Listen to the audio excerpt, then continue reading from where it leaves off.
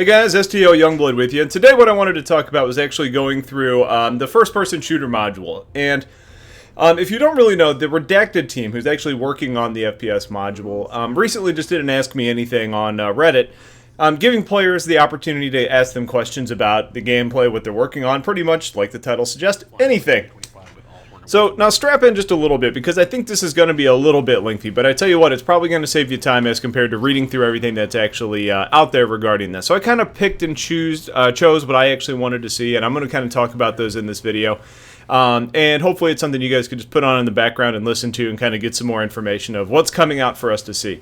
So, starting out with gameplay, they're going to be drawing their inspirations primarily from games like Counter-Strike, Rainbow Six, the Arma games, Delta Force, and Killzone. I think those were the primary ones that they mentioned, primarily focusing, though, on Counter-Strike, Arma, and Rainbow Six. So, the gameplay overall should be very, very tactical. You know, it's going to have a slower pace to it, and you're going to really need to be using more strategies in order to be successful. And so, if you're used to playing games like Call of Duty or Battlefield or PlanetSide, kind of like I am, especially those types of games where death doesn't really matter that much, you're probably going to need to adapt to be successful in this game. Now, they go on to say that you can Rambo inside a ship, basically just running balls to the wall, shooting everything, but they would highly discourage it, primarily considering you're likely going to die as a result. So, you could try it, but you would be stupid to try it, which is kind of the message I took out of it. There's apparently mechanics in place to really discourage you from doing that, at least according to them. Now, what those are, I don't know. You know, maybe they're talking about auto defenses inside ships, cover systems that enemies can use. Maybe it's just the fact that it's easy to die. Maybe booby traps. Who really knows? Either way, though, I think we can all decide that it sounds like a bad plan to do that. They said that there's going to be different armors that you can wear. They mentioned the Titan or the heavy armor, and that's going to give you a lot more protection, as kind of in the end. And then they also mentioned later on that the Titan armor is essentially like an 8-foot mini mech, which sounds awesome and intimidating. And if it's easy to die, something like that sounds kind of terrifying to deal with. Now, for those of you that follow me from PlanetSide, this could sound like the max suit that we're used to seeing, which also sounds like it could be a lot of fun to play with, but a lot of, scariness to fight against. The skill level of the game sounds like it's going to be really high, and they actually came out and said it's ridiculously high, but that was in regards to the skill ceiling, or the very top skill overall. Now, they made it sound like it's intuitive enough where people aren't going to be lost when they pick up the game. So, based on what they've said, I take it to be like it's easy to be okay at it, but it's very hard to be a master of this game. FPS skills are going to translate over from other games, especially if they're the ones that I mentioned above that they're taking pieces from and learning from. So, for those of you that aren't super interested in the flying side of all of this, which I doubt is many of you, but it sounds like if you're primarily an FPS guy, you're going to have a definite advantage once the PU actually hits, or just in the FPS module. Now, in the game, players are going to be able to use cover, and it sounds like it's going to be automatic. However, you're not going to be like stuck to surfaces like we've seen from so many games like Far Cry or like a Gears of War. Behind that cover, you're going to be able to do things like lean around and peek and crouch and move, and I'm sitting here moving in my chair like some sort of moron. But I think it's awesome that we're going to have some flexibility with it all. And then as far as destruction goes, they've stated that the cover can be somewhat destroyed, but in most instances, since they're made out of solid metal, they're going to hold up very well. So I take that to mean that cover's there to stay. You shouldn't really count on being able to blast the cover away from someone. You're probably going to need to find another way to get to them. So if we get back to the movement overall, they did say that it's going to be much better than what we currently have in the hangars. And all I can say is thank God, because walking around in the hangars right now really sucks. But once the FPS module hits and develops, they're going to start implementing that movement structure into the hangar module as well, which is a very good thing. Now, when answering questions about other movements, they've said that jumping is going to be more realistic, not that tiny little 2-inch jump that we currently have. And then I guess speaking of jumping, they've stated that there's not going to be bunny hopping to avoid fire. So I guess that will be somewhat built into the mechanics of how you move to prevent that. I'm not sure how they're going to do it and prevent that from being a thing. But overall, it sounds like a good thing to do. Now, as far as fighting goes, they're really big on saying that stealth is going to be a huge part of this game. So, for example, if you're only using light or maybe no armor for that matter, you're going to die very easy. You know, they did say that one-shot kills can happen. So being sneaky is going to be really important. So while you're not going to have things like throwing knives or swords, there are silent takedown maneuvers that you can use on enemies. Now, they said that there's ways to counter those, but I don't know if that's something new, like some sort of new mechanism, or if it's going to be something like we've seen in like BF4. We're just going to have to see. Players are going to be carrying all of their weapons on their suits, and a number of weapons, and how many of those weapons you can actually carry is going to be determined by your armor. Now, there weren't a lot of details on this, but I would assume that means that you can carry more stuff with heavy armor. However, though, the weight of your armor could play a role, meaning completely the opposite thing. I don't know.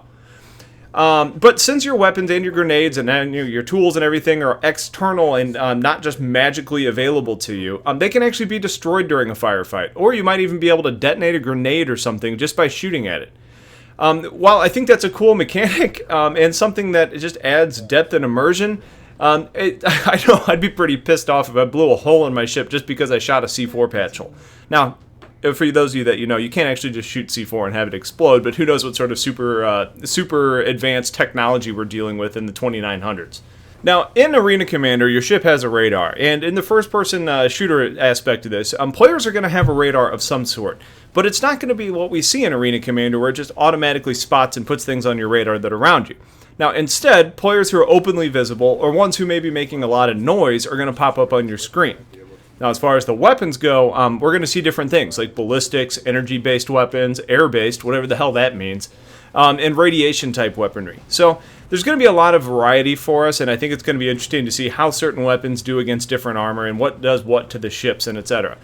There's also going to be other tools like claymores, healing tools, drills for the doors and vents, holograms, tripwires, all sorts of things like that we're going to see actually in the FPS module. Now, for most of this, and especially once we get to the PU, we're going to be fighting in space. So zero-G combat is an aspect of the game that I think is going to be really fun and exciting, and they've confirmed is going to be part of this. So let's say the ship you're boarding into is zero-G. There's a couple different ways you can move around. Now, if your suit actually has thrusters on it, you can use those thrusters to move and kind of position yourself. Now, if your suit doesn't have thrusters, you're actually going to be able to use like a push-pull mechanic to kind of jump from surface to surface. Now, both of these could be dangerous, though, and both of these really kind of sound funny, but if you're using thrusters, apparently it can be easy to gather too much speed and slam into a wall because you're going too fast, possibly killing yourself. Or if you're just jumping and bouncing around from object to object using that zero-G, you might actually somehow get stuck in the middle of a big room floating around like a big piñata, which is probably a really shitty way to die. So there's going to be opportunities out there. Probably the best opportunity for you when you're on a ship is actually going to be to lock your boots onto the walls or the ceilings and kind of move around a little bit slower, more deliberately, but it's going to be a lot safer. They even went as far to say that you could lock your boots to the ceiling, crouch down, and set up one hell of an ambush, upside down, unexpected from the enemies.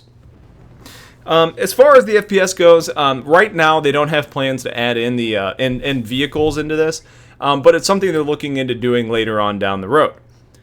Now, in this module, death is kind of a two-toned, a two-faced type deal. In the module itself, it's going to be like Arena Commander, where it's all simulated. So you don't really have to worry about, it really impacting your character long-term. Kind of like in Arena Commander right now, you die, you're not filing an insurance claim to get a new ship, you're not waking up in some hospital somewhere. And kind of getting back to the FPS module, there's going to be a standalone simulation even after the persistent universe hits, very much like Arena Commander is going to be.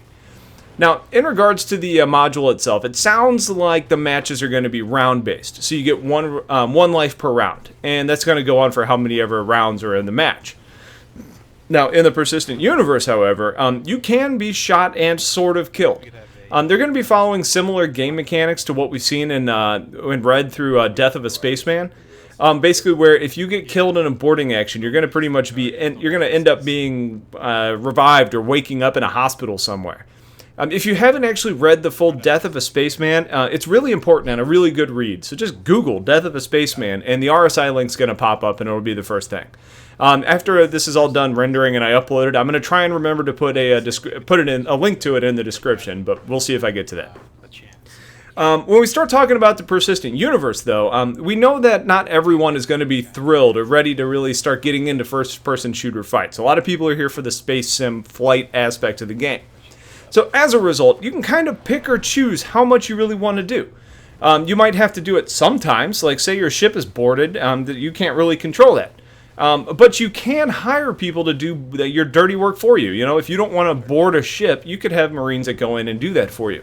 Or you could just pick different mission types that aren't going to require that. Think about getting cargo from point A to point B instead of grabbing cargo off of point C. That being said, in Squadron 42, though, there are going to be missions around the FPS element inside of the game, so you're not going to be able to skip those. So if you do want to play through the single-player side of things, it's going to be required. And then finally, they got into boarding enemies' ships quite a bit. And there's going to be a lot of gadgets and weapons to really kind of help you as you go through those sneaky endeavors. You're going to have tools that are going to help you cut through the hull. Then you can get inside the enemy's ship and do things like blast hatches off or maybe destroy or hack equipment inside the ship itself. Now, they've kind of gone on to say that the entry points are going to be predetermined. And just based on the scale of the game, they can't make it to where you can board anywhere in anything. That being said, it doesn't mean that you're only going to be able to use hatches. They've said that there's going to be weak points that you can use to take advantage of, where you can cut through to get on the ship. And I assume your scanners are going to be able to find those and give you options to use. They did say things like windows are going to be expected to be heavily fortified, so I bet you could blast through a window and go in that way. But I don't know if that means that it's going to be hard to do that, really hard to cut through, or maybe there's automated defenses set up around windows. We'll have to see how that all plays out. Now, what happens if an airlock is breached? That's a great question, and I thought the answer was really fun. If things aren't actually held down, they can go flying out the ship. If I imagine if one of those smashes into your body, it's going to be problematic. Now, let's say you want to board a ship and you don't want to have to deal with that. You could just connect your current ship to it and use the docks as a sort of tunnel, and then you've equalized the pressure and you're going to have a much smoother entrance onto that enemy ship. Now, in the FPS module, there's several different environments to really practice fighting in. There's going to be a planet-side, match. There's going to be space stations and ships to fight on, amongst others that they've talked about. But they did leave out the details on what those others actually are. Now, as far as the game modes go, though, we've got things like Team Deathmatch, Seek and Destroy, Capture and Hold. So I think we'll continue to see more and more and more added to it. But right off the bat, I don't know what we're going to get.